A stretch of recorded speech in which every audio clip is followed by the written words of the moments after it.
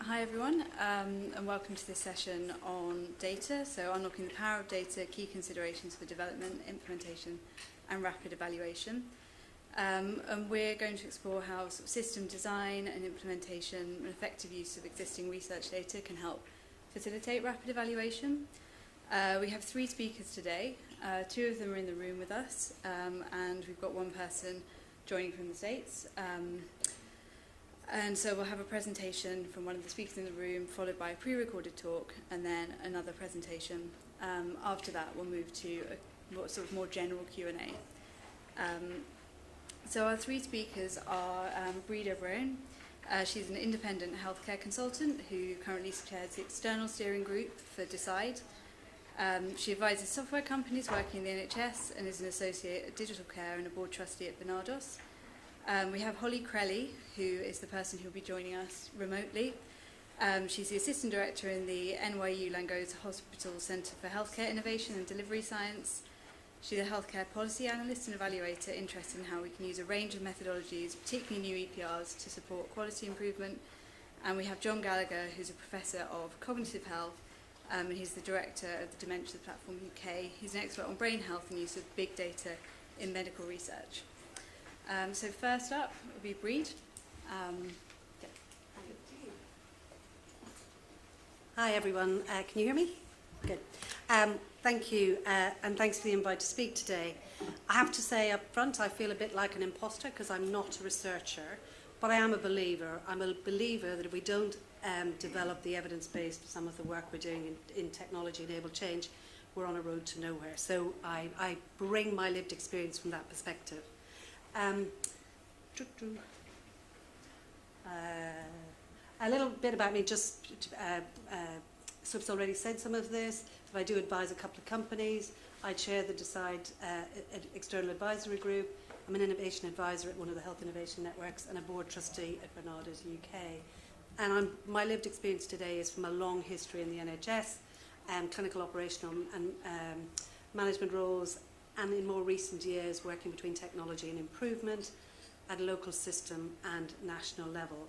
And I guess my passion is how do we enable improvement for our patients and our staff by utilising technology. And of course the data and the research is an incredibly important part of that. So for me, anyone there's a few people I know in the room will know I always talk about people, process and technology. That is extremely important when you're doing any digital transformation. But I would argue it's also as important when you're considering data. We must make sure I don't go off track because I've been so distracted by some of the talks I've been to already that you start thinking.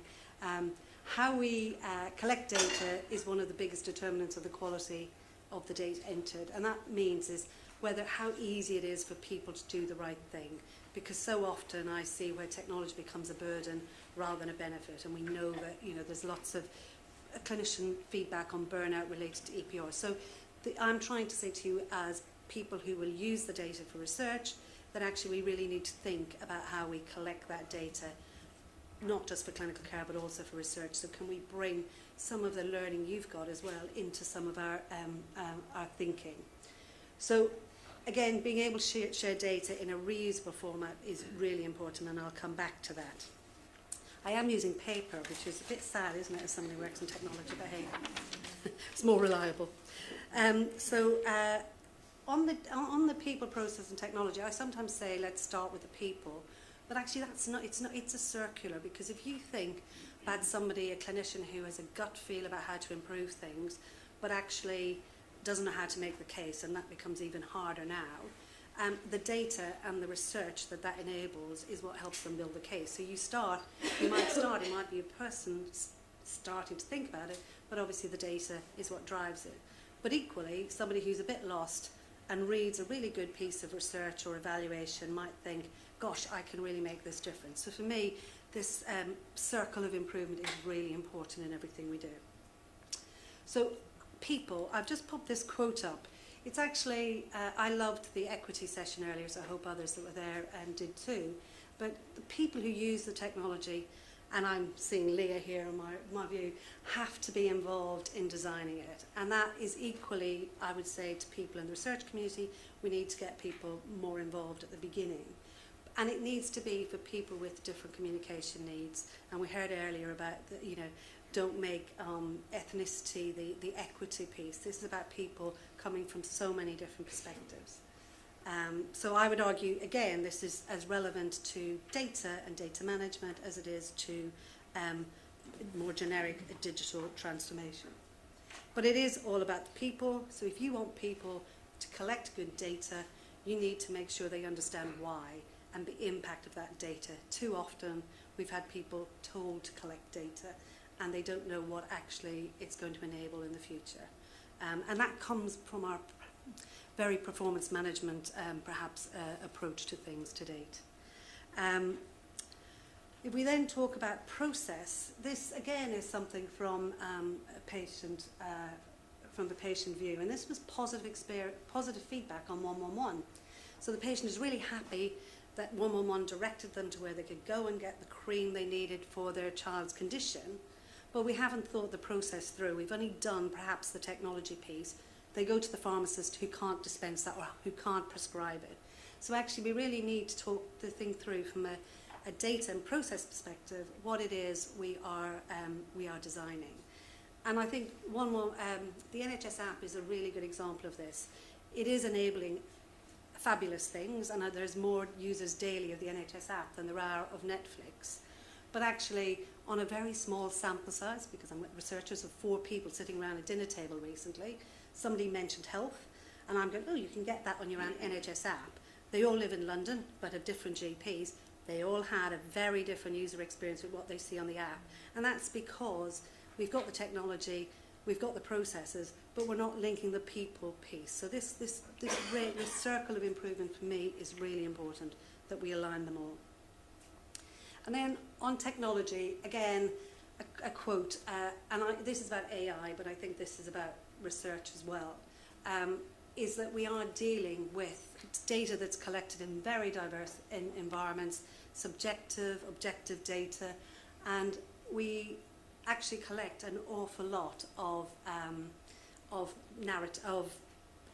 uncoded data. And this, the data, I have to remember the name of the Data Act that's actually going through Parliament at the moment, which actually does suggest that there's going to be a change here, that actually there's going to be more pressure put on suppliers for standardized data that's then reusable. But actually, I would argue that we still, as an NHS, have an issue with what we mean by interoperability and hence standardized data. And I've taken this from a recent LinkedIn post because it just summarized for me. It was this, I don't know Paul Brown, he's a technology consultant, but I actually think he just summarized beautifully some of the issues. Lots of acronyms in here, but actually do we know what we mean by an API? Do we know what we mean by FHIR? And actually I would argue that without SNOMED as that level of detail in terms of coding, we're not going to have the data that we need. And I think the interesting thing was these were 2 clinicians who commented on this LinkedIn post, and they both resonated with me because they're things I've heard, that actually sometimes suppliers, not through any negative intention perhaps, say we're interoperable with something, and that might mean they can put a PDF into another system. That's not for me interoperability, and it certainly doesn't give us reusable data.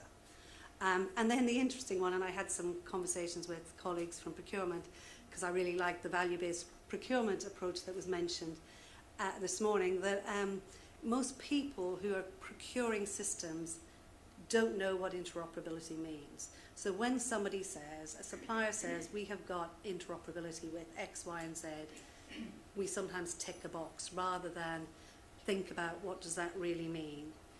And Paul says healthcare doesn't have an interoperability problem, it has an honesty problem about interoperability, and I really like that. But I would add that I think we have a definition problem.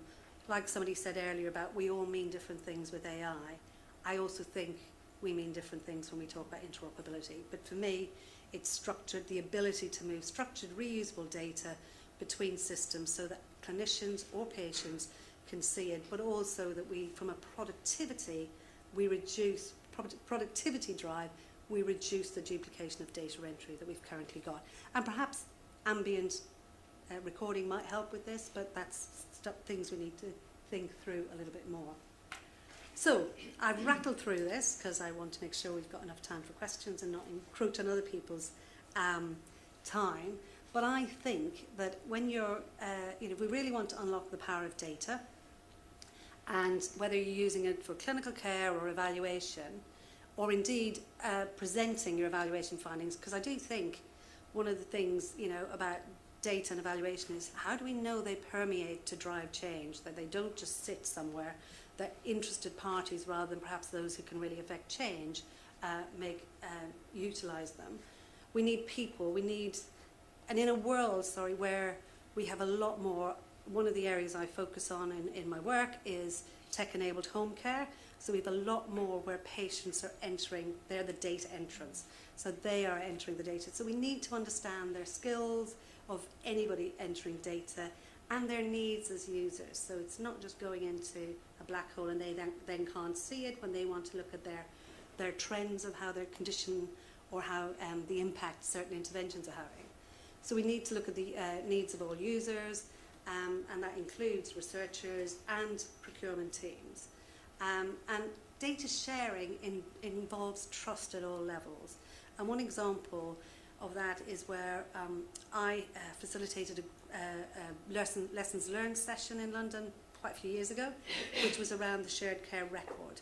And I expected to hear a lot about technology and interoperability being the big issue, because this was about sharing between social care and health. And actually, the biggest lessons were about trust, about people trusting who they should or shouldn't share, and clinicians, senior clinicians, making decisions that actually we don't think social care should see this information, and vice versa, which for me was quite a surprise, because if you really are patient-focused, then that doesn't matter. Although I could understand, because I know there's some people don't want their social care data shared with health or whatever. But I do think that trust is really important. And then in process, we need to ensure efficient, well-thought-through processes to enable us to select and collect quality data. And without a doubt, in our technology, we need to be user-centric in design and ensure standardized, structured, and reusable data. Alongside all the public narrative data and the questionnaires, I'm talking here about data that is collected and used from electronic systems. And I'm going to stop there and hand over to New York.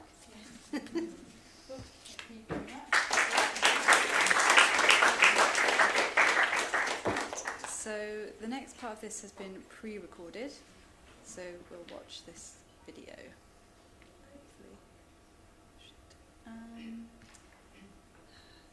It's not, the sound's not coming through again.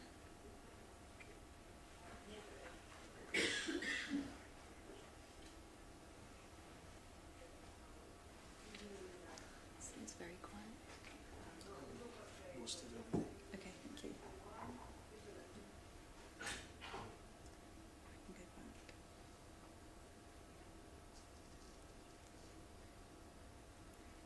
Have you tried turning them off and on? Give that a go if we need to. Yeah. No, it's still quiet.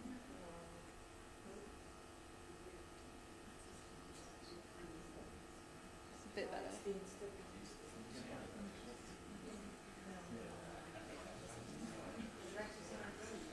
Is it? Oh, it's playing, yeah. It's playing, yeah.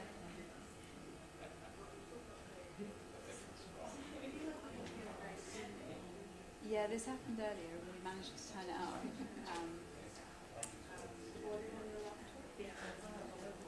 You see, it's all up. It was the buzzing. It's because I boosted over there, so Oh, I that's see. why it is. Let me see. Yes, 100%. You see? Yeah.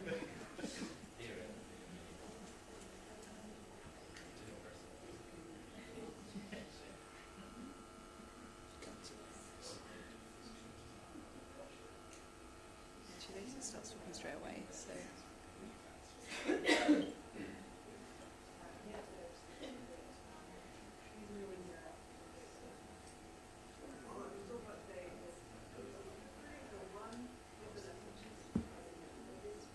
because I already pushed everything in the room. But we did that before and it was working We fine. did it before and it worked. So ways to get that back. See, it's all up. Okay.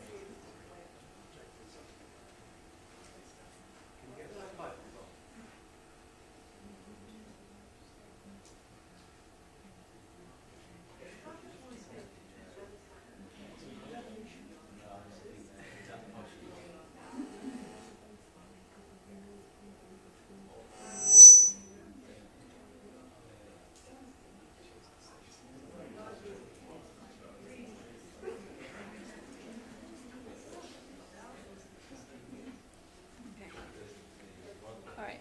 Perhaps we should go ahead to John's talk, and if we can sort out the sound, then we'll be able to hear from Holly as well from her talk. At the end. At the end, yeah. All right. Thanks.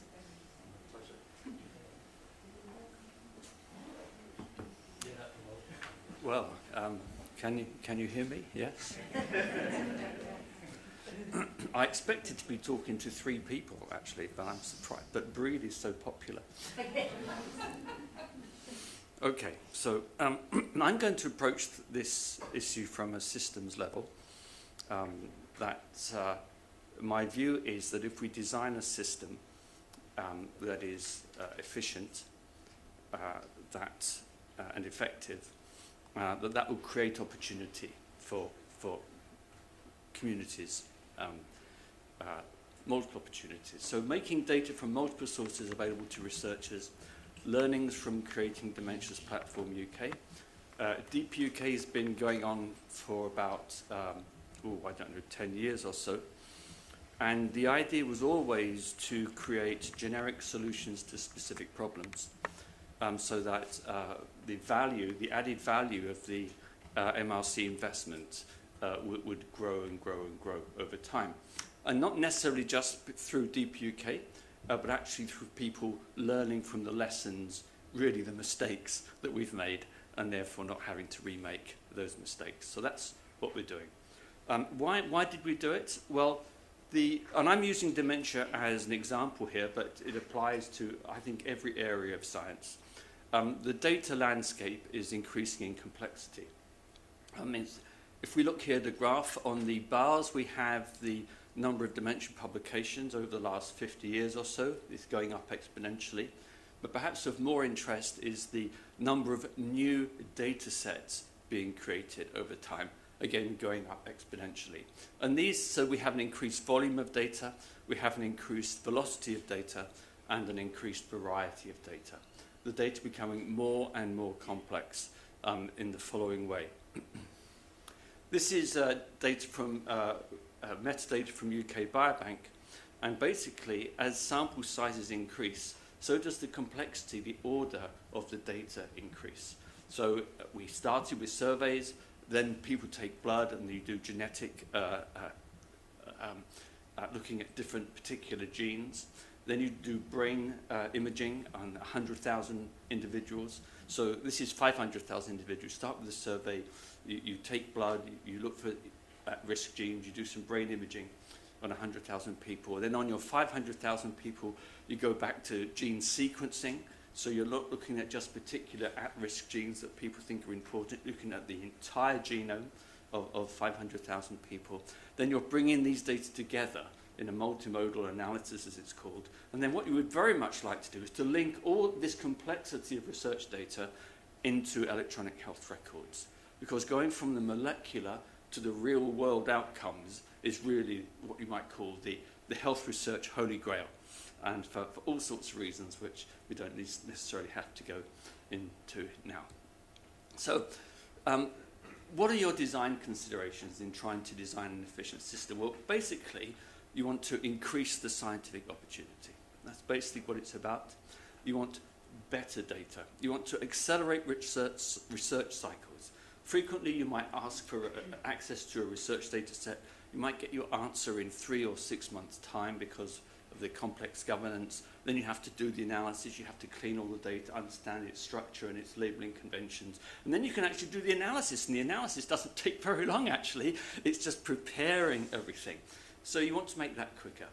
And if you're avoiding duplication and replication, you're also reducing costs.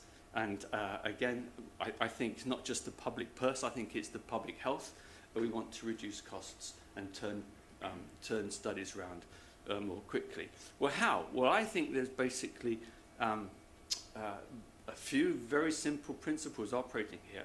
And the most important, I think, is incentivizing collaboration. You know, no single person has the answer. And no single person has the skill. But by people talking to each other, then you can address complex problems. And I think the best example of this is looking at the author list on any high-impact scientific publication. There are loads of them, because you need them. It's very simple. I think another principle is reducing what I would describe as transaction costs. And I'm going to look into property rights, trust by design, innovation and pre-competitive partnerships. Let's go to what I would describe as the ideal solution. So I deal in research data, we deal in genetics, in imaging data, in EHRs, but we're not expert in everything. And there are some people who are really good at molecular data. They've had years of experience. They know how to organize proteomics, genomics, you name the omics, they can do it, okay? Why would I want to replicate that? Life's too short. What I am good at, though, or Deep UK is good at, is the cohort data, the epidemiologic data, the questionnaire data. So the ideal is that you have central repositories for different modalities, and that these repositories talk to each other. Okay? This is what you might define as interoperability. But notice the model, how they talk to each other. It's not that one is the center and the other is, one is the parent and the other are the offspring, okay? Actually, it's a mesh model because you're creating as much opportunity for whoever has the best ideas, whoever can do it, whoever can improve our knowledge the quickest. And that means freedom. You want to promote opportunity and academic freedom. And you do that by having an equity of access across different modalities. So I want to help a geneticist access imaging data. I want to help an imager access epidemiologic data. I want to help them all access electronic health record data. And you therefore want to, from day one, be aspiring to design a system which will allow this. And this is what we're trying to do. Now, on that bottom right-hand corner, you'll see there are various platforms that the UK has. And the UK is really good at having platforms. What it's not so good at is linking all those platforms together. Okay.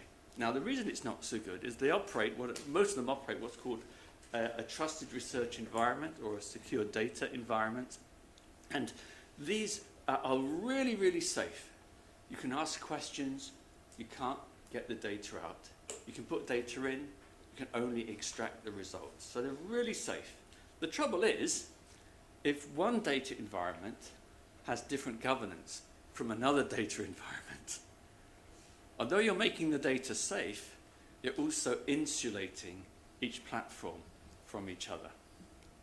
And that is just a simple matter of planning. When we were constructing Deep UK, we had different access rules. And when we looked at for each data set, they had their own different access rules. When we looked at it closely, they all covered the same 6 or 7 or 8 points, just using different language. Okay? So we thought, well, why don't we just construct one form which covers all of these points and then offer it as a solution. And gently, without any forcing at all, gently different data sets are adopting this standard solution. It's simplified, it's streamlined, it achieves all that they wanted to do when they were setting up their solutions many years ago. And that brings us down, and I'll discuss it in a minute, to a very rapid turnaround time. So that's the ideal. We want to streamline, we want to standardize, and that enables us to evaluate performance. Let's go back to collaboration. Transaction costs. So if you look at the not dotted lines, okay, if you look at the not dotted lines, you will see that there is a benefit of collaboration, but there's a limited benefit. So for example, if you wanted to work with me, you think, oh, I love working with John, until somebody says, he's a cantankerous fool. You really want to work with him. So the transaction cost has gone up. Does that make sense? And the more complex the environment, or the more complex the collaboration, the higher the transaction cost. So if I'm working with one centre, I've known this person for years, no problem, we've got a good trusting relationship. Another centre, another centre, another centre, the costs go up. That means the net benefits may increase originally, but actually they then go down as the costs go up. And there comes a point where it really is not worth collaborating because the costs outweigh the benefits. It's really simple economics, this. Okay. So how do we increase collaboration? Well, it's two things. One, we reduce the transaction cost. And you do that by creating data platforms which are efficient. And the other is you increase the incentives. And for example, if I was a research funder, I would like to be asking different projects, how accessible is your data to third parties? And I would like to see metrics on how accessible the data is to third parties. And at that point, what you're doing is shifting the level of collaboration to the right, which means for the same amount of money, the same amount of investment, probably less time, you are improving the level of collaboration. And I think this can only be a good thing. What about clarifying property rights? Who owns the data? Does the researcher own the data? Does the government own the data? Does the NHS own the data? Does the patient own the data? Does the university own the data? Although there are different legal definitions of this, it's a very vague system. And because it's vague, people don't know how to create efficient solutions to the problem of data access. And I would argue very clearly, whatever the rules are, let's make the rules clear, because then people can design fixes for how to make the rules work. But when the rules are constantly changing, we don't know about this, and the university has legal responsibility, but the patient needs to give approval. And I'm saying all of these things are true. But let's clarify the rules so that we can say, okay, if this, then that. And we can design systems to address those issues. Trust by design. Okay, so you want to work with me? We've known each other 20 years? Not a problem. But if 5 of you want to work with me, I'm not sure. I don't know you really. Okay. So what you're doing is building the trust into the system. So this is what we've done with Deep UK. We bring the data to a central repository. We then curate that data to a common data model, to a common standard. Those data are then discoverable using that data model by various tools. Where can I find cognitive data? Where can I find imaging data? Okay? Then you say, well, would you like to access these data? And you would then write to us. So I want to access these data from this study, and this study. We would then write to, by email, write to all the data controllers and say, so-and-so wants to access your data for this purpose. Do you agree? Then they can write back and say yes or no, because they are the data controllers. But that's what they would do. Then we provide data analysis. So if you want to do, I don't know, a regression analysis, so it doesn't really much matter. You can do it within our system. And then if you want to get the results out, we screen every file so that we are only taking results out, you're not taking data out. Okay? Now the point of this is that the whole thing is transparent. The whole thing is laid out. We've designed it so that you can trust it implicitly. And it's so strong that, to be honest with you, if somebody stole data from us, I would consider it a resignation issue. We have to have absolute trust generated by our design rather than because we're good pals. Here's a more controversial one, constrained innovation because of user-led development. All right. I've just come back from Bordeaux, and the annoying thing is they don't use UK plugs. Have you ever noticed this? Neither do they use UK plugs in Switzerland, nor Spain, nor the US. But what if your plug was specific to a hotel, not just to a country? It's chaos, yes? When you look at how we structure and label our data, it's chaos. So what we really need to do is just to constrain the innovation so that we have a small number of data models that people understand, that people can use, and it just makes routine tasks so much quicker, so much quicker. Final point here before I go on to the application is it's really not so much about processes, it's about people. I want you to imagine you're a scientist, okay? And for many of you, that will not be difficult. But have you ever thought about what it means to be a scientist? First of all, you observe. Secondly, you infer causation. And there is something beautifully elegant about a good experiment. You know, you might think I'm a bit of a nerd, but if I do an analysis and I get my p-value of point less than 0.001, you know, I think, oh, joy. There's an aesthetic elegance about it, which is really satisfying. But then we come to application. And the interesting thing about application is you cannot derive your values from your data. You always bring your values to the data. It is intrinsically ethical. I have never met a single exception.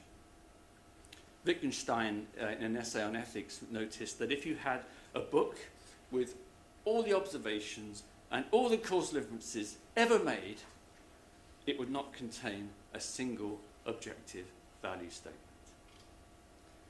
Einstein said, you know, you can study the ethics of science, but you can't study the science of ethics.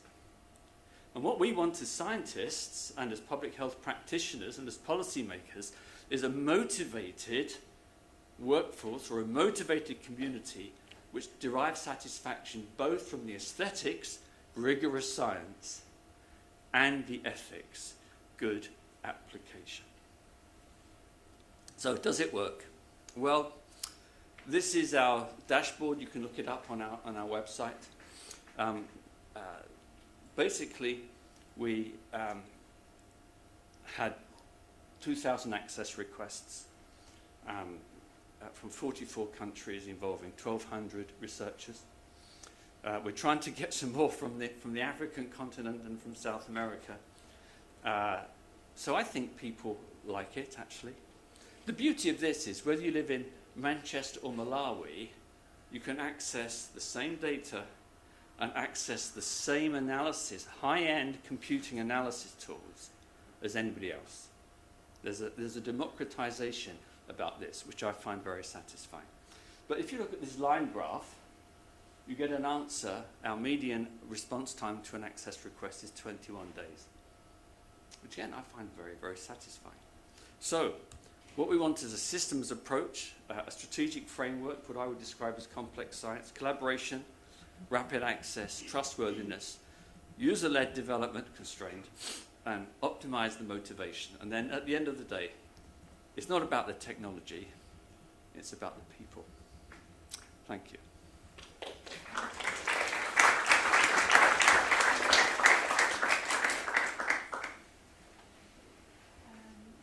So, might try and see if we can get Holly joining. She's online, so she might do her talk unrecorded, sort of live, I suppose.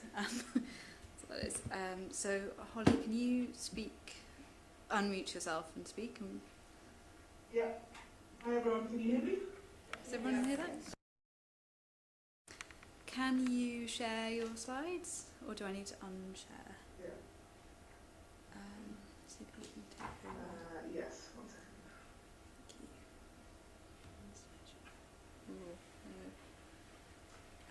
No.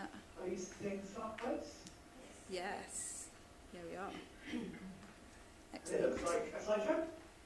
It's. I think you need to put it in presenting mode, but it looks like PowerPoint. Yeah, perfect. Is it presenting mode now? It Yeah. is. Yeah, thank you. Lovely. I'll let you get on with it. Cool. Okay, well, hello everyone. I'm sorry I'm not there in person. I'm sorry my video didn't work. So here is round 2 of my presentation. So I'm going to talk a bit about using your EPR to create a learning calendar system, sort of how to do that. And I'm speaking from 5 interviews that I did with leaders of NHS trusts across England, and then also from my job, my day job here at FYU, where I am a part of the Centre for Healthcare Innovation and Delivery Science. And I run a team that basically does rapid trials within our healthcare system, sort of trying to constantly improve the way we do our care. Okay, so to kick off, I just want to sort of level set about what EPRs can do and the kind of different levels of sophistication we can use our EPRs for and where we kind of are within the NHS and where we sort of want to get to. So I think the first thing EPRs can do, as I'm sure you're all aware, is they simply digitise health information. But one of my interviewees, they simply make it digital. They take everything that we used to write down on paper and they put it in the cloud or in a computer or in some way. And this is obviously useful in some ways, you know, it cuts down on filing and paper. In and of itself, it doesn't really transform our care in any meaningful way.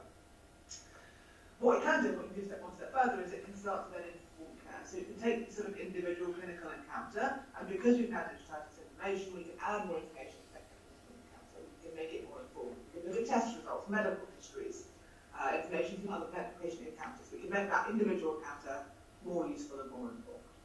And I think, to be fair to most of the NHS, that we've achieved quite a lot of this. These first 2 stages are not perfect, but we've done quite well. It's the next 2 stages where we, I think, need to work a lot more to improve. So the next stage is to sort of really use the data to understand care. So rather than just using it in that individual encounter, looking across all of our encounters, all of our care that we deliver, and try and understand and describe what that care is. It lets us do kind of basic observational research. It lets us understand what is going on. So, for example, at NYU, we might look at all of our data or mammograms to try and understand which patients are or are not attending their mammogram. Or we might look at different medications that we're supposed to be prescribing and understand are they being prescribed or not, who is prescribing them or not. So it's a way of really helping us to understand the kind of care that we're delivering and describe it, and then hopefully take action based on that description. So once we've understood it, we need to then change things. We need to become a learning management system that constantly looks at the care we're doing and delivering, makes changes where we need to. So, for example, here on my mammogram example, we would say, okay, well, if these types of patients are turning up, how about we start thinking of reminders? Or how about we start nudging them in different ways? If there's this medication that isn't being delivered that should be, how about we set up nudges to nudge doctors to prescribe it? And then we study it and see whether our nudges work. We can also start to now layer on the more complex things like AI, or predictive analytics to try and identify patients or doctors who might act in a certain way and then preemptively work with them. But it's not, I think we can get quite distracted by the shiny new thing of AI and forget that a lot of the kind of basics of how we can use our EPR in a more interesting and helpful way don't even require AI. They just require looking at your data and acting on it in a simple way. So I think the problem is that we're really struggling to get here when I talk to leaders across the NHS. And there are a lot of reasons for this, but there's 3 that they really highlighted as particularly important. So number 1, is that data is often poorly structured and graded, so it's not, you're not being able to draw all the information in from all of the different encounters, and it's not well structured. So an example they would give is you want to find out all the smokers in the hospital. Well, you can't, because even though there's a box you could tick that says smokers, actually lots of doctors don't write it in that box, they write it freehand in their notes. So if you want to go and get that information, you end up having to write all sorts of code to extract it in a really complicated and difficult way. Secondly, there's a lack of investment in the kind of non-routine IT teams. You had this sort of big purchasing of all of these systems like Epic, but most of the resources now go into the day-to-day running and the upkeep and the maintaining the lights on of Epic. We haven't really invested so much in the teams that can do this kind of high-order analysis and delivery. There are a few NHS trusts that have done that, but they tend to be places like Gosh or Imperial, where they've used sort of comparative alarms to fund these teams, rather than a cool part of NHS funding. That can be a real problem. And then also there's just a lack of training for clinicians in how to use EPRs. Like I'm sure many of us remember the first time someone showed us an Excel, like I'm going to be looking up how to do a pivot table. We went, oh my god, this is so helpful. But no one really teaches clinicians the shortcuts for EPRs. At NYU, every 6 months, clinicians get training on how to use the system to make it easy and helpful. In the UK, that often just doesn't happen, and therefore it's a frustrating system that seems very American and it's not helpful. On top of that, they're not really being taught to use it to actually sort of analyse their own. So that's where I'm thinking of the NHS. What I want to talk about now is sort of a brief study of what it might look like and how we might get to it, and talk a bit about what it's like in New York. So obviously there's context here, America is not the UK in many ways. The biggest distinction obviously being the amount of money in the system. So NYU is an enormous hospital system. I think had revenue of like $7 billion last year, and we make a lot of profit. We have more money than the average NHS trust. But that said, a lot of what we've done to make ourselves a really digitally advanced system doesn't necessarily cost a lot of money. So where did it start? So this, you might be able to figure out, is a photo of an MRI machine. So this is NYU after Hurricane Sandy in 2012. So you might know NYU sits on the banks of the East River in New York, and Sandy flooded it. And it flooded all of the MRIs, all of the expensive machines. It also flooded all of the generators, and basically shut down the entire hospital. The whole thing had to be evacuated. And I start here because this is about 2 years after they began their EPR journey, and it shows the kind of state NYU in. They had to build their tiny new hospital. They haven't really used the EPR at this point, but they use this quite systematically to drive themselves forward and really adapt the way that they work. And they've gone from this basically to becoming one of the best hospitals in New York. I mean, take this ranking with a pinch of salt, they can be a little bit gay, but it is a leading hospital in New York. And it's also leading in the way it's digitally enabled. So we have data seamlessly integrated between primary, secondary, and tertiary care. This is 4 hospitals, hundreds of ambulatory clinics, hundreds of primary care doctors. Everything is totally seamlessly integrated. We have a patient app where you can book your appointments, chat to your doctor, look at your test results. Again, seamlessly integrated. We have literally hundreds of dashboards for routine analysis and performance management. Almost every department can go and look at their routine data. And then more importantly, we then use that data to actually learn stuff and take action. So we do routine randomization and new rollouts. We do constant analytics. We're really using that data to actually make change. We also develop and deploy a bunch of in-house analytics and AI. So we've come a long way. How did we get there? So this is, I think, where the learnings from the NHS can be really useful. So the first thing I want to talk about is vision. So back in 2010, so a couple of years before Sandy, a new dean came in, and he really had this vision of wanting to transform NYU. He talked about flying a 747 without a cockpit or windows, just this idea that this massive healthcare system, and he had literally no idea what was going on. He didn't even have that digitized health information. He couldn't even describe the care that was happening. So he really pushed for that. He also wanted this idea of building a sort of modern learning healthcare system. He didn't just want to describe what was happening, he wanted to use that to actually take action. Also, this is a kind of unique American thing, and particularly in New York. New York is a very competitive market for healthcare, and the other hospitals in New York, particularly sort of Columbia and Northwell, are arguably a lot more prestigious than NYU. And NYU was sort of trying to, as the new upstart, work out how to distinguish themselves from the New York market and try and become a more competitive hospital. And one of the ways I thought about doing that was to actually really invest in the digital, become this really digitally enabled hospital. And there was also at this time support from the Obama policy which pushed EPRs everywhere, but it pushed them everywhere, but NYU took it to a much greater level, and it's very much one of the best hospitals in the US for that. So vision, really, really important. Starting from the beginning, and an ambition not just to digitise healthcare, but to actually use it to transform the way the hospital runs. Number 2, structure, and I think this is what really can't be underestimated, and particularly the level of staffing. So the IT department at NYU alone has over 900 staff, plus a bunch of offshore teams, and those staff include teams like a whole department of clinical informatics, a whole team of predictive analytics who write AI models, a whole team like me who does rapid randomization within the system. There are teams that, they have to keep lights on, but there are also whole teams whose whole job it is to learn from and act on the data that's generated by the hospital system. They also have an organizational structure that integrates IT into everything, so it's not some separate IT department off to the side. Every IT project, it goes through the kind of governance structures of every department. So for example, every week or two you have hospital operations meet. It's an hour and a half. They'll bring anything between 5 and 15 IT projects to that meeting. You present what the aims are, what you want to do, and then there's a start-go decision. And every single one of those meetings is all of the leadership of the hospital. So it's all completely integrated. It's not this IT happening off to one side. And then lastly, performance management. Each department is held to account for the data they produce, and not just the kind of results that data shows, but the quality of the data. So there's a constant focus on it. The last thing I want to emphasize is time. Like the photo I showed you of Sandy is as well. It's taken a very, very long time, nearly 15 years to get to this stage. And so I think there's sometimes a bit of impatience about how long it's taken the NHS to really go from purchasing these EHRs to using them really effectively. And it has been slow, but I think it is to some extent slow everywhere. Even with all of the sort of assets that NYU has, the focus, the vision, and the money, it still took a long time. So we do need to move patience, I think, with this.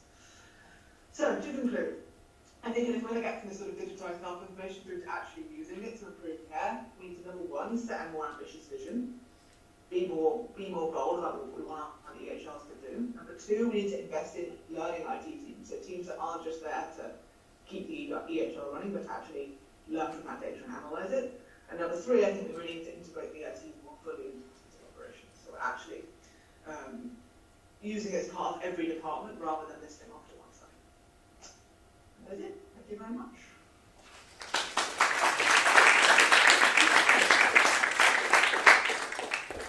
Thanks very much, Holly, for doing that at the last minute. Yeah, so 3 really interesting talks. We have time now for Q&A, so I'd like to open it out to the floor. Does anyone have any questions for any of our speakers? Yeah? Can I pass the mic to you, because it'll be easier for Holly to hear it? So.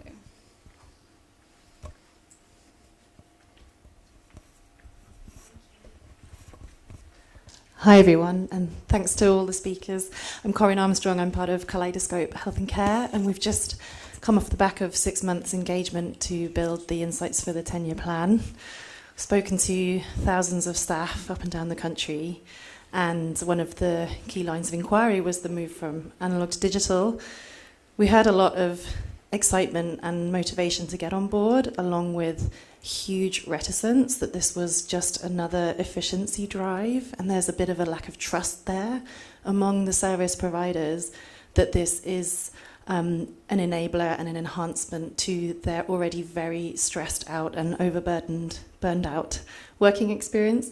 So I wondered if, there might be lessons from New York, there might also be perspectives on how to build trust among those who are really going to be the frontline bureaucrats to this change. How do we build that motivation and not just implement it top down?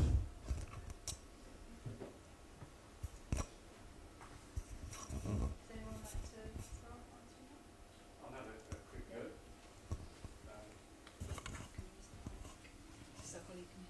Yeah. So building trust, I do think it's the exchange of mutual benefits. I think it's as simple as that. What you'd like to do is to align the goals of all stakeholders. That may take some thought, and it may take some time to generate the trust. Trust comes by walking, it leaves on horseback. But I've found that as we've negotiated with 80 data sets with Deep UK, when we describe the mutual benefits to all stakeholders that people buy in. I guess for me, I mentioned trust, and actually you did as well, John, and I think Holly, it is all about people trusting, maybe trusting in change. Just yesterday I had a conversation with a GP, and I was basically asking about something about, does he use remote monitoring in his practice? And I've known this person for years. And the level of frustration when he said, Breid, I would just like to get to work on a day where it doesn't take me 10 minutes to turn my PC on. So I think we have to really take note of that, and I do hope that the 10-year plan does, because unless we get the basics right, we are adding burden rather than benefit. And yet, I completely agree, we need the data to improve, we need to be able to do this. But we have to listen to people about their lived experience, and I do worry, as we want patients to participate more in, in their care and be real partners and partners in, some of their own care using remote monitoring. We need to make it easy for them as well. We have to be careful we don't shift the burden onto people because we don't get the basics right. Thank you. Holly, do you want to add anything? Yes. I think I agree with both of you, particularly on this point about building trust comes from basically finding the thing useful. So to take that example of the smoking box, you're not going to bother to tick this separate box that this patient is a smoker if you don't see the benefit from doing so, because why would you? It's annoying. And there was this example I spoke to an NHS trust down in south of England who talked about how they'd integrated the use of the EPR for research into junior doctor training, and so that all the junior doctors had to basically go and do some analysis on the EPR, find out something interesting, and then do a project on it. And they found out basically the rate of penicillin allergy was at like 15% for hospital patients, when it should be. The true rate is probably much, much less than 1%. And because this was exciting for them, they found something out. They could do a project as base of it. They were like really engaged with it, and suddenly they were much more engaged in the EPR. They saw the value of putting engagement in a structured way because they saw something useful. So I think to some degree, you have to get yourself into like a virtuous circle. Like people start using it, start seeing benefits, and therefore everything improves.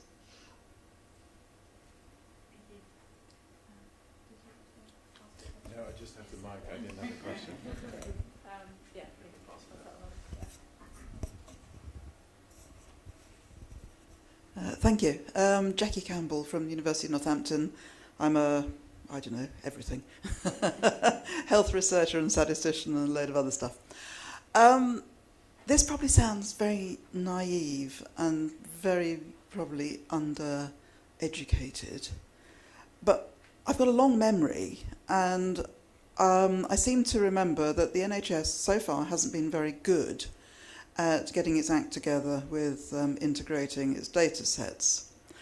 As a health researcher, I look forward to that day when we have, in the whole of the UK, or at least just in England would do, for an integrated data set of electronic health records. I was a little bit alarmed a couple of years ago when there was a funding allocation for secure data environments with integrated data, and it went to the regions, so that my understanding is that each of the health regions has developed its own secure data environment with its own architecture and are not able to talk to each other. Please, can you disabuse me of my cynicism? No. The issue is the horse has bolted from that one, and to me it is an enormous shame and an opportunity utterly missed. But what do you then do? I think our approach through our colleagues, through funding by DARE UK, has been to develop federated systems which allows one trusted research environment or secure data environment to speak to another. But to my mind, it's really trying to recover something that should have been thought through in the first place. And it wouldn't have been too hard, actually. You just need to establish common procedures, common governance, common data models, plural, because not all data models fit all types of data. Have these as standard, constrain the innovation, and then it would have been so much easier. So we're playing catch up, but the good news is I think we will be able to do it. I know that Deep UK can do it. It's whether we can persuade the other people to do it as well.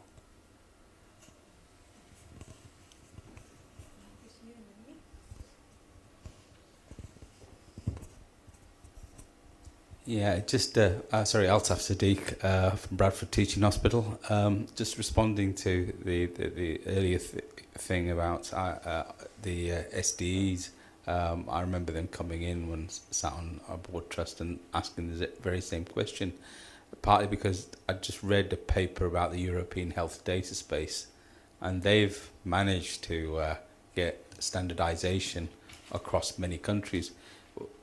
In terms of why is it that we simply can't just align with Europe, so we've got benefits for UK health tech as well? You know, I'm talking purely commercially. We're pretty good at life sciences, health tech, medical devices. It gives us scale-up opportunities. We could invent things once and export them to our neighbours. There's a novel idea.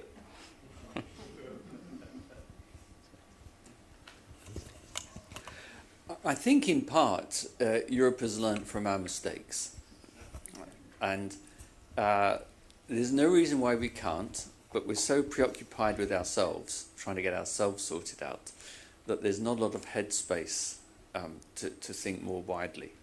But there is no good reason why we should not.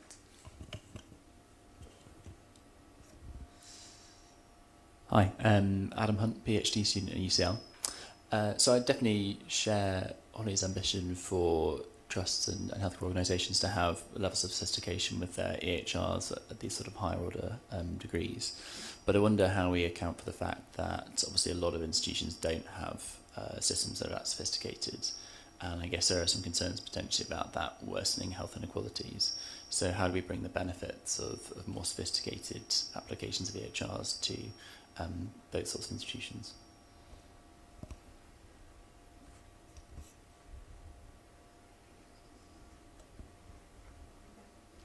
Holly, do you want to respond to that?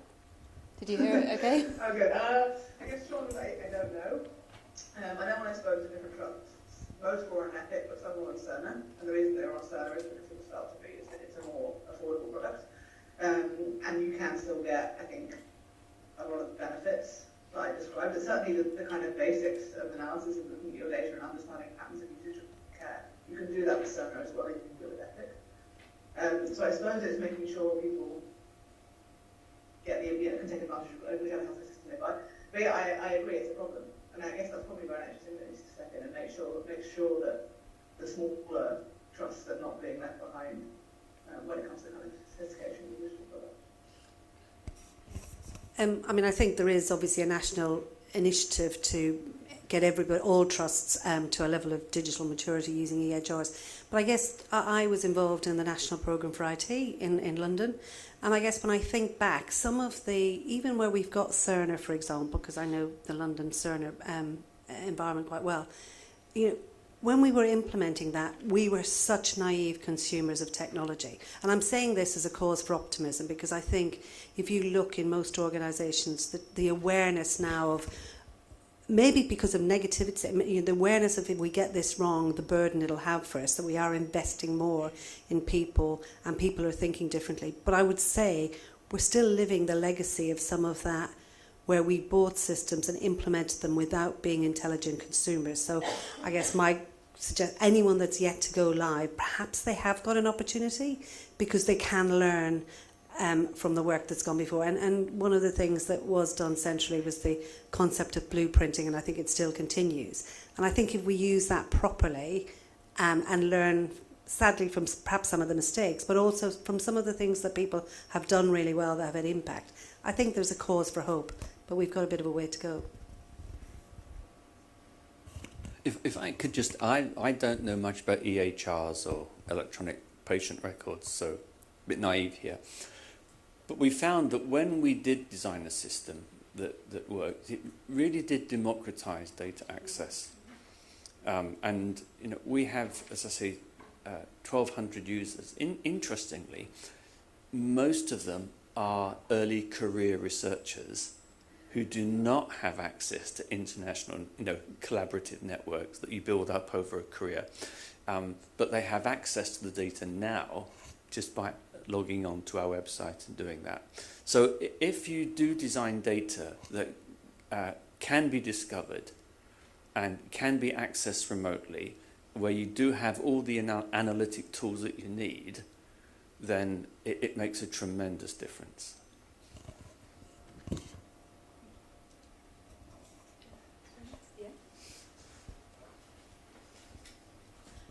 Hi, I'm Shubhra Kamat. I've got clinical background in pediatric orthopedics, but now more into strategy, change management, and currently working in the mental health sector. It's quite interesting to see your presentation in terms of Dementia UK.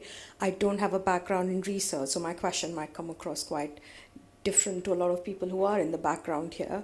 And just to say, I'm quite an optimistic person, but my question comes from experience being from a clinical sector, but now in a change management and helping organizations and systems from an improvement perspective.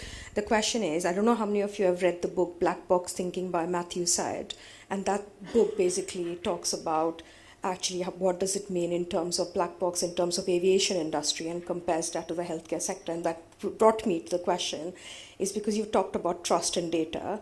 The unfortunate truth for me, actually, even from a clinical perspective, is there's a lot of culture in the NHS overall where any mistake that's made is stigmatized and is unfortunately pushed under the carpet for the sake of a lot of reasons. It can be reputational damage, it could be something in terms of their professional career, in terms of their registration and so on. And here we are talking data. Now, from my experience, a lot of times the clinicians who are leading the clinics often try and say, actually, we don't have time to actually understand the data and the data dashboards. We need to see the patients. So they are kind of burnt out and they've got to try and get their clinics going. So there's a little bit of disparity in terms of the culture that is imbibed, there's stigmatism, and also there's another aspect of the values that unfortunately is, I felt in my own practice as well, and also coming from a different background and culture. I feel there's that openness and often honesty which is lacking. And where we are talking data and we're talking quite high level changes, I'm not quite sure how, and this is maybe not a question where everyone can answer, but just a comment to say, how do we bridge the gap between having that open culture within the organization, so clinicians kind of have them, they feel empowered to come forward to say, actually, this is not working, and being honest, and that kind of builds to that leadership and honesty and trust in saying what works, and having that learning culture as opposed to be saying, actually, we're going to do this because so-and-so has done this, and this is how it's going to work, as opposed to saying, actually, this is not working for us. Thank you. I can start, and I'm sure John and Holly will add. I mean, it was interesting as John was presenting, because I was thinking, I was working back from something you said on the last slide about collaboration, because I think that, like, whether you're working on the utilising the data or whether you're working on collecting the data and entering it, that trust is really important. And for me, I mean, to err is human, and none of us like to say that, but I mean, the work of Amy Edmondson for me on psychological safety is really important here. And we have to acknowledge that's probably not what it feels like in the NHS at the moment, but we need to continue, the people that believe in that, we just need to keep building that, I don't know, coalition of the willing on how you affect behaviour change that makes people not feel threatened by taking, and I mean, I use risks in, a very careful patient safety context, but we have to allow people to move outside their boundaries and feel comfortable, and if they get it wrong, sort of say, I've got this wrong, but actually I've learned from it. And that bit, I think Holly spoke about a learning system, but if I pass to John and no doubt Holly. Yeah, I presented Holly, after you. Sorry, it's really hard when I can't see your space. I was going to say, I think it's a really interesting question about trust, and I think it works at two levels. So I actually also spoke to the head salesperson of Epic in the UK, who was supposed to try and sell Epic into all the NHS trusts. And one of the things he said, his sort of diagnosis was that he didn't think a lot of trusts wanted Epic, because they didn't want the transparency. He thinks they feared the transparency because they feared the way in which government would hold them to account, that it would be fair, and that it would be, kind of go back to under the Labour government, the kind of terrible targets approach, and they thought it would be used almost against them rather than with them to help. So I think that's, I don't know if that's true, but I think it's an interesting perspective. Like, do you trust the person who's going to performance manage you based on this data? Do you trust that they're interested in improving care, or do you think they're just there to judge you and find you and whatever else? I think within the hospital, it can be easier, but you have to have this like learning culture. We, for example, as a team, we do these rapid RCTs, so we're doing A/B testing of different ways of improving care all the time, and often our tests fail. They show wherever new intervention didn't work, it was better. But which is not ideal for people. They've worked hard and then you say it didn't work. But one of the ways we get around it is we always stick around. We never just do one project and then walk away. We say, okay, if this thing didn't work, then we'll stick around, we'll do a new version, we'll do a new version, we'll do a new version. So through that, you kind of build trust up with people that really is a learning system, not kind of judging systems according to their own work.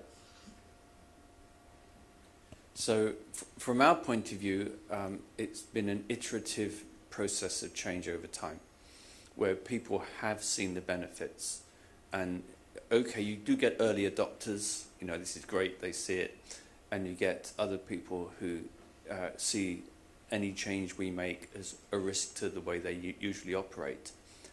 But by not pretending to have all the right answers, by saying, here is the evidence, this is how it works, etc., we gradually win people around. So, and again, we have to develop personal relationships at times. So if I have a difficult conversation, I'll take them out for dinner, you know. And it's amazing what you can get done in an hour and a half. But they see the whites of my eyes, you know, and I have to be trustworthy. And I think, you know, in a high-pressured clinical environment where you've got patients in front of you, you've got, you know, you don't always have the gift of time. I think there's a bit about how can you, as a person working in improvement and change, perhaps help people do rapid cycle testing so that actually they're doing it and using the data so they can see the impact, and it just might feel more supported. So I think that there's ways you can do it. I mean, for me, working in a trust some time ago, one of the biggest successes we had was using Agile, and I'm not a sort of methodology, you know, purist, but actually really having clinicians say, this is what we want, the tech company working with them, and then iteratively testing till you got to something that was actually acceptable. Not perfect, because I think sometimes perfection gets in the way of good enough, and often if you strive for perfection in technology, the tech has moved on by the time you get to the point, and you could have had something better anyhow. So I think there's a bit about how you use the change skills and, you know, that rapid cycle testing in a sort of controlled environment might work.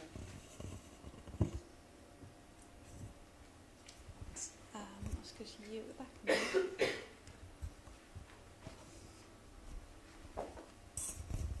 Hi, thanks. I'm Caroline Potter. I'm a researcher at University of Oxford and part of the DECIDE Rapid Evaluation team.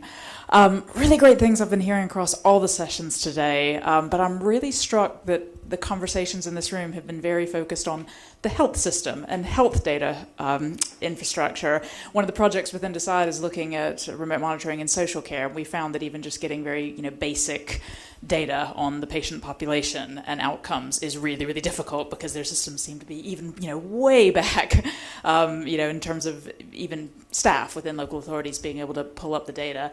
And just thinking about that shift in the direction of travel, moving towards more neighborhood level integrated care, I'm just wondering, where are the conversations happening about particularly supporting other key players, in other parts of the system, so, social care, local authorities as statutory social care providers, voluntary sector, the kinds of, data that are being built up in these sectors. How do we take this learning that's very much coming from the learning within the healthcare system and actually try to, bring on our wider partners in the system? I'm thinking particularly, with dementia, being able to link up with social care records to be able to understand, longer term trajectories about who needs what kind of support and what we might know earlier on would be really useful. But it seems like we're still, 15 steps even from that starting point of integrating those kind of data sets. So I just wonder what kind of conversations do we need to be having at this stage, given that's the direction of travel. Let me have a stab at that, because I completely understand the problem, even if I don't understand the detail. The issue for us has always been, and this is a design issue, we do lots of cohort work. Cohorts are relevant to multiple outcomes. So although I say it's a dementias platform, you can do a study on heart disease, etc., etc., etc. And we realise that once we've learned how to do it in one context, we can easily apply it at a fraction of the cost to another context. So with Dementia's Platform UK, but we've just started up an adolescent mental health study where at a fraction of the cost, we can provide a complete system for doing a very, very large adolescent mental health cohort. So if we design our healthcare systems to be generic solutions, to specific problems, but generic solutions. That little bit of foresight allows you to apply it much more rapidly to social care. But you have to be thinking that in the first place, rather than thinking, oh, I've designed a perfect healthcare system. Doesn't it work well? No. It's a system which you hopefully can apply to for multiple benefits. I mean, thank you for raising it. I did try to allude to social care earlier, but obviously not, because I think it's a really valid question. I think, you know, the maturity of electronic data collection in social care, it's only just starting. So I think, firstly, is there data to be shared? And I think that, you know, there's been really good progress with the National Care Record.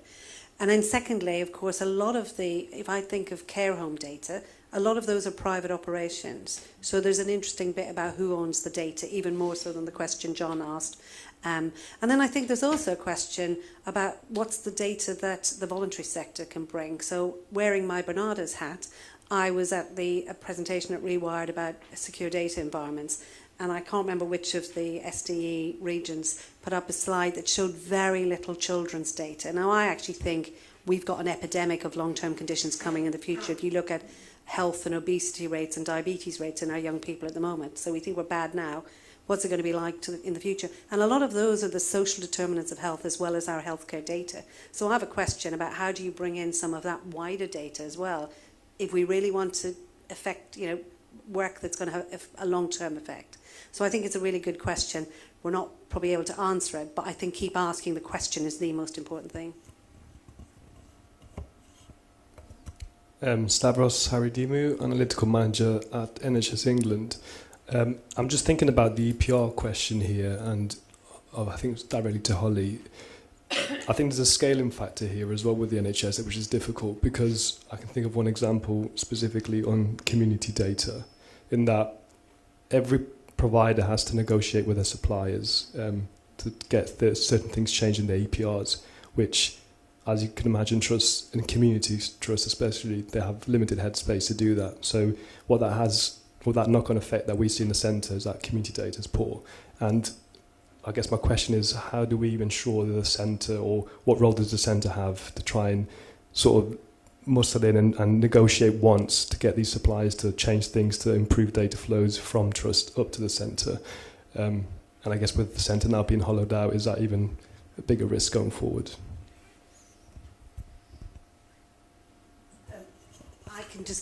I have the benefit of having been around long enough to have lived through the National Programme for IT, which was central procurement. And actually, I don't think it worked, because sometimes when you've got, certainly if you're looking at single contracts, you then start to move improvement at the pace of the slowest. So you stop the people who can move faster and do more.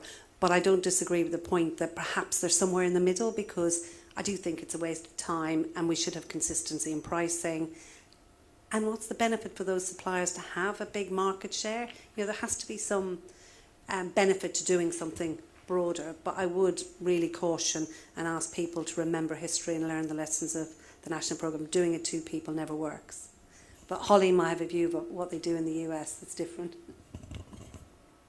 Yeah, so I was interested in you saying central procurement doesn't work. So I did wonder when I was speaking to the NHS Trust sort of why each individual trust was negotiating separately, and why you negotiates by itself with Epic as provider. But that's true of the whole American system. It's incredibly prevalent. So we negotiate separately with every individual insurer. Like, the whole thing is a mess, and it means that there's an entire industry of people negotiating these contracts in every single hospital, which is quite wasteful. Yeah, I guess probably your own research is this to agree. I think there probably are benefits from doing some parts of it at least nationally. You know, in particular, your ability to negotiate down Epic or Cerner. Like, there is a bit of competition, but there's only a monopoly on EHRs here, and really having the power of the NHS to drive down costs or drive particular structures, particularly in the EHR, I think would be particularly useful. So, like, I've heard a lot of complaints that the Epic is set up in a very American way, and it's you enter data in the way that Americans do, which is like to bill every single item. Like, for example, if we don't want that in the NHS, then it might be a role for NHS England in negotiating a different kind of front end that works better for the whole country or something like that. So yeah, I think there are probably ways in which there's parts that we should be really passionate about. So when we started onboarding data, cohort data, we found that every study had a different data model, and it was a complete mess, honestly. Not only were the data models different, but they were variously annotated. Okay, and that's me being very generous. So we then spent 2 years working out how to construct a common data model. We made lots of different mistakes. But we realized that every data model is optimized implicitly for a particular purpose. And the data model that we needed was one for discovery of data, so that then the analysts could play using their own routines, their own conventions, as they wished. That would give them most freedom. But if the purpose was discovery, then that set the parameters. And we very much then started saying, these are the principles by which these are the conventions and the principles and the structures by which all data in our platform is used. We don't care whether you use R, we don't care whether you use Stata or Excel, whatever you want to use, but the structure is this, the labeling conventions is this, and the discovery levels are this. And I think that level of determination by central government or central NHS or whatever, that's common standard, is easily done. Even if you took a year to work out what it was and get consensus, once you've done it, you've then got a streamlined and systematic approach across all SDEs in the UK, and I think it would be transformative. Thanks. I think that is all we've got time for now. So thank you everyone for coming and listening and asking your questions. Thank you to all the speakers, particularly Holly for doing your presentation again at the last minute. So yeah, thank you.